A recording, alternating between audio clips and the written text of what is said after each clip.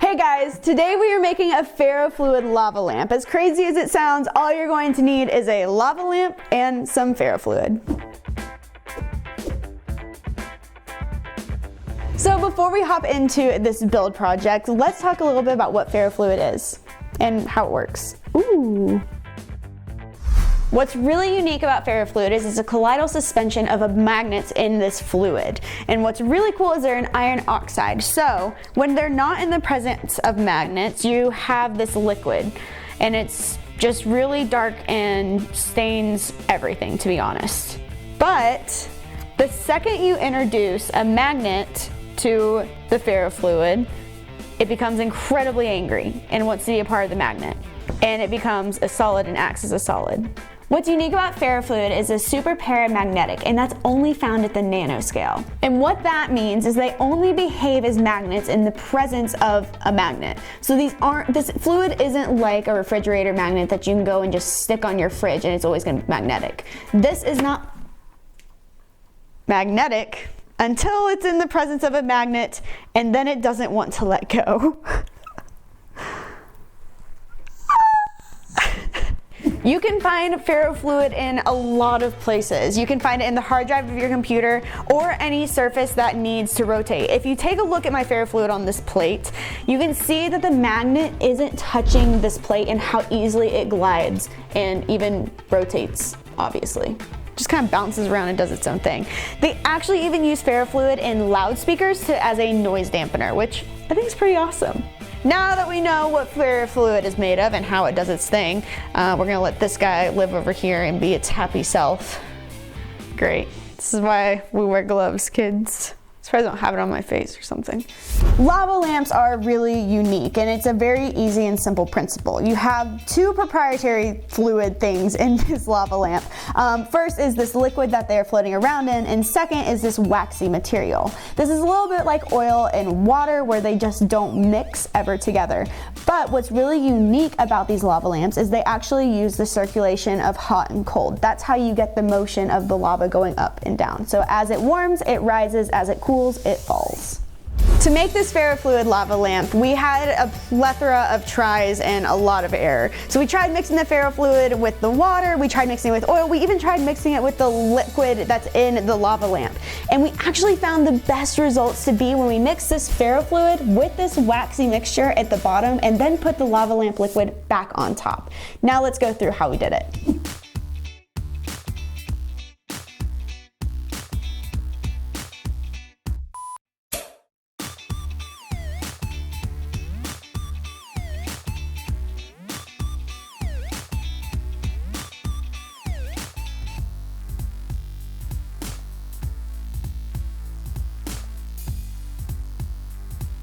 I'm just gonna dump it in here and see if I can try to get a little bit of the wax out. So we have separated out the weird waxy material from the liquid, and now it is time to add in our ferrofluid. So what we're going to do is we're going to be looking for a more liquidy consistency than we have waxy. So if you look at this, it's very thick and waxy, and we want to aim for the same amount of waxy material that was in there before, but we want to liquefy it a little bit with the ferrofluid, but giving it that waxy base. So this is approximately 100 milliliters, so we're going to aim for roughly around that. So before we mix in the ferrofluid, I'm actually going to heat this up just a little bit so it has a little bit of a more liquidy consistency, and then I'm going to add in the ferrofluid to it. And the reason we're heating this up before the ferrofluid is because when we add in the ferrofluid, it does not like these flames. It gets kind of angry, smokes a little bit from prototyping, and we just don't want to make it angrier than it has to be. I don't really know how to describe the smell. Like a crayon? PTSD.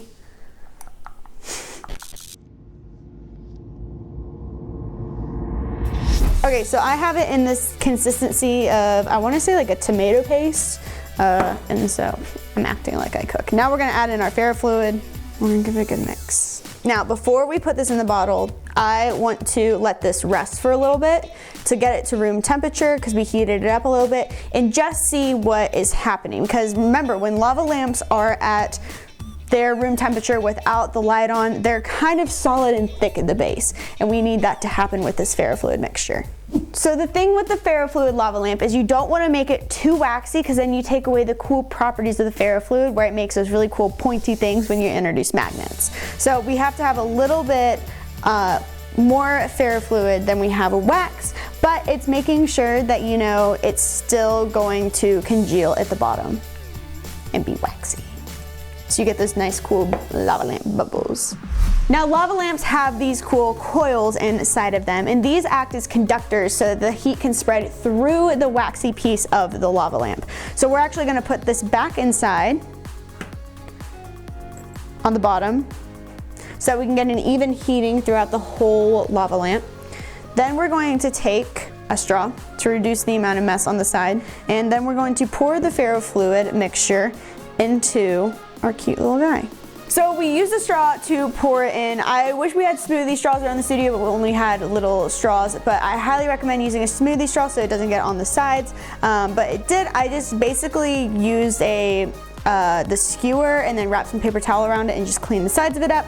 And then we let it sit for 30 minutes while we ate lunch, and now we have waxy ferrofluid mixture thing in the bottom of this guy. So now the last thing we need to do is pour the liquid on top, and that is going to be it until we set it on top of our little stand here and let it do its lava lampy thing. It is important that before you pour on this liquid that you let this ferrofluid mixture set. That way you're not mixing everything up and you're really gonna get that true lava lamp effect. So last thing I did was our cap fit right back on the top. But don't tip it over or anything because it's not a really good seal. We're gonna stick this on and then we're just gonna wait.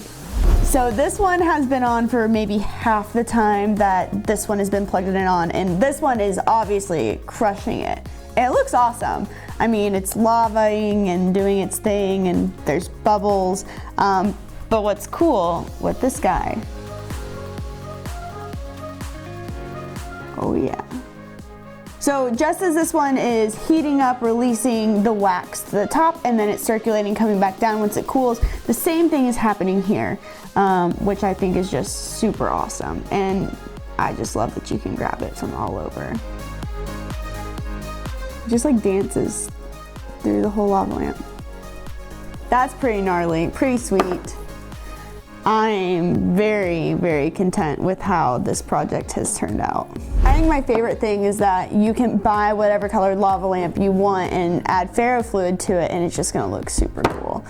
So if you're looking for those ratios of what we did to get our ferrofluid lava lamp to work, we used 50 milliliters of ferrofluid, and then we used half of the lava, weird waxy stuff on the inside. I guess you can play with this or make another lava lamp if you really wanted to.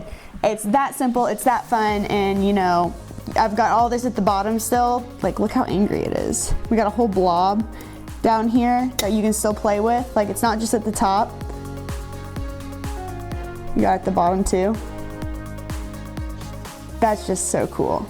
There it is. A way cooler version of a lava lamp, if you ask me, that you can just play with.